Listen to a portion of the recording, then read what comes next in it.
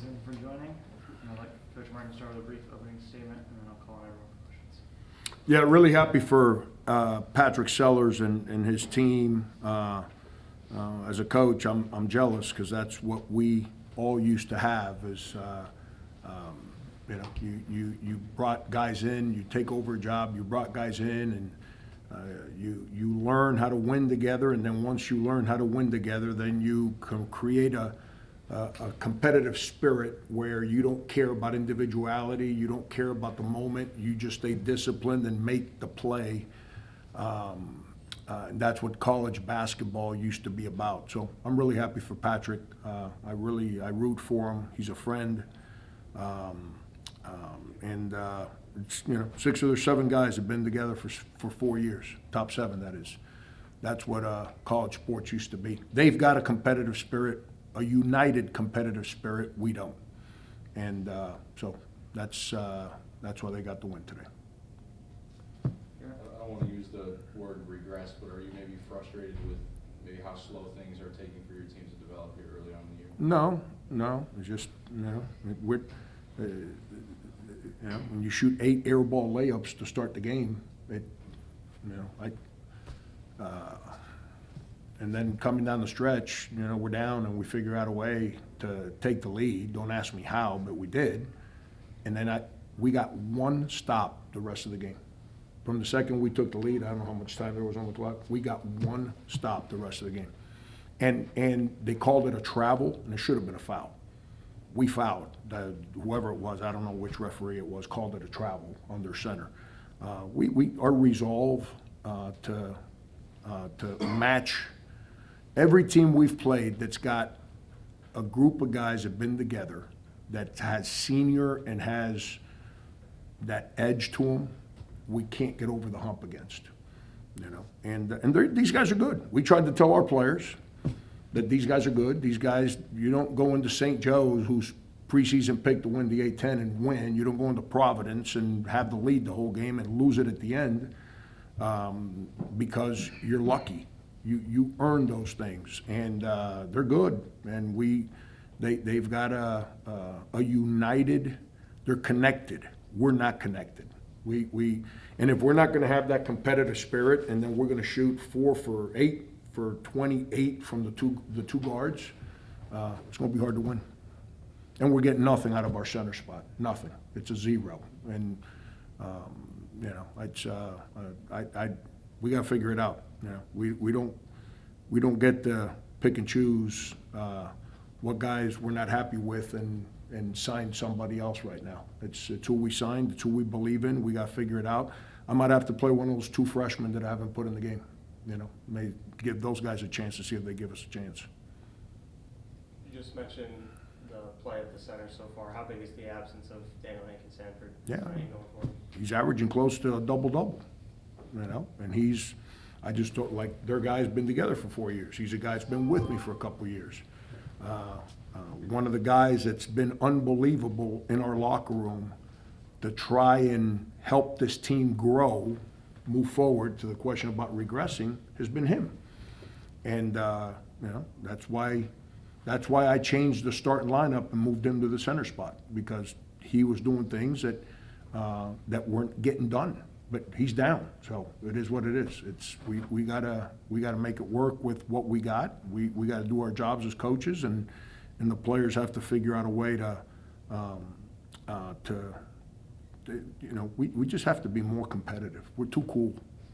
We're too cool. Every time we play teams that ain't cool, we get exposed. We're too cool. We gotta have a willingness to lock in and be more connected when things are hard. Coach Daniel Rivera having his 2nd consecutive double-double now, how much has he really been helping the team in scoring and also rebounding now with Hank Sanford not being available? And how is it to feel that Rasul is starting to get back on track with having 4 made threes tonight? Yeah, he was 4 for 16. I mean, I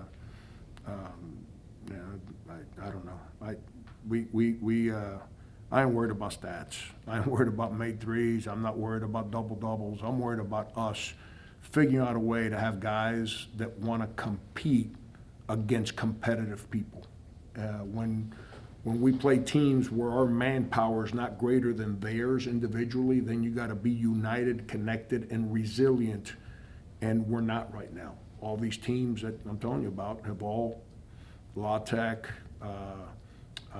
Hofstra, this one, you know, it's, you know, we gotta keep battling, and we got another one just like these guys on Saturday. Basically, same team, just a different name. Same team, all seniors. They've been winning 25 games a year for 3 or 4 years in a row. Same deal, same tough, hard-nosed, disciplined. So I worried about stats right now. Somebody can be 10 for 10 from the three-point line. That, to me, right now, is not the difference between winning and losing. It's guys trying to figure out a way to play for each other and then have the courage to, if you can't guard your matchup, it's impossible to be any good as a basketball player.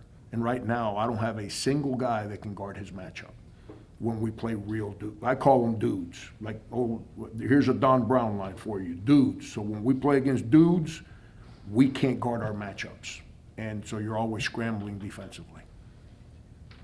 CCSU did a lot of work in transition on the fast break. What do you think made them so effective in the run? I don't know. Ask the players. I'm not the one running back on defense. I mean, that was embarrassing. We shot air balls and we couldn't get back defensively, couldn't get matched up. So whenever we have a press conference, ask the players why they don't run back. Frank, I assume you've had teams like this before over the course of your career. Mhm. How have they gotten out of that funk to become connected? And how much of it are you and your staff, and how much of it is them in the locker room? All right, so I'm gonna give you a scenario here, Howard, because this is the moment that all us coaches around the country, we're all trying to figure out. Those are things that you used to create. I'm gonna ask you, how do we do that now? To create that unity, that courage, that toughness, you don't do that by playing patty cake. You don't do that by doing one-on-0 drills against some guy with pads on his head hitting you in the head while you dribble. How do you do that? You gotta make people really, really uncomfortable. So how do we do that? I'm asking, see if you got, because I can tell you, I talked to all the coaches around the country, and we're all struggling with the same thing. Because as soon as you make people uncomfortable, they run. They quit in the middle of the season. They just keep showing up. They just quit because they already got plans and their uncles already cut a deal for them to go to another school. So how do we build that in the current climate? I don't have the answer because you're asking me. I've had teams before. Ask Brian Steele. Ask Alan Edwards. All those guys played for me. Ask them how we used to build that on our teams. You know, and right now, you know, you don't do that by running some fancy offense, and that means that if I ask you to screen, you have to sprint to the spot, and you're gonna have to, somebody. Well, there's only one way to teach that right now. It's just like, how do you teach tackling in football if you don't smash each other? You know, it's hard. But right now, when you make guys uncomfortable, they run. Nobody locks in and says, yo, we gotta get this right. They all run when you make them uncomfortable. So how do we create that?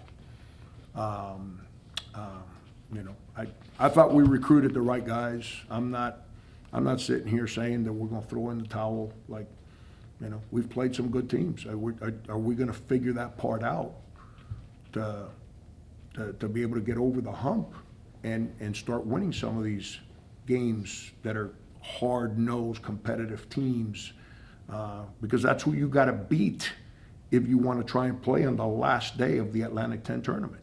Those kind of teams, not the teams that get out of the way. So we're definitely not there, and we've got a ways to go. Last question in the back. Down the stretch, did you consider doubling their center? Rivera was on them?